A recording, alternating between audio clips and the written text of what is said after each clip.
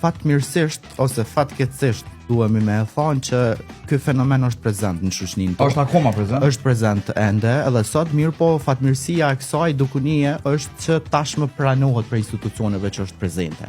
Për arsye se deri vonë kur kemi biseduar për këto shkeljet e të drejtave të njeriut apo shkeljen e të drejtave në këtë rast komunitetit rom, diskriminimin para gjykimeve, shumicën e rasteve kemi pas fatkeqësisht në Kosovë edhe racizëm që ka ndodhur mbi këtë komunitet.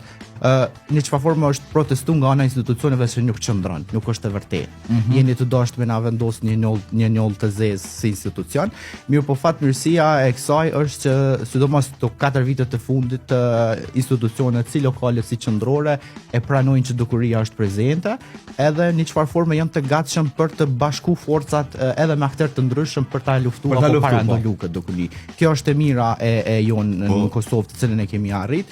Mirë po, prapë duhet me vazhdu me punu, për arsye se programe ndoshta të shoqërisë civile të cilët realizohen me institucione, ndoshta kanë një periudhë të zbatimit, mirë po në momentin kur institucionalizohet programi apo aktivitetet të ndryshme të cilët realizohen, atëherë me të vërtetë do ta kemi një qëndrueshmëri të realizimit të aktiviteteve, siç është për shembull që përmenda ligjëratat apo ora mësimore kur trajtohet historia, të trajtohet edhe historia e komuniteteve të tjera.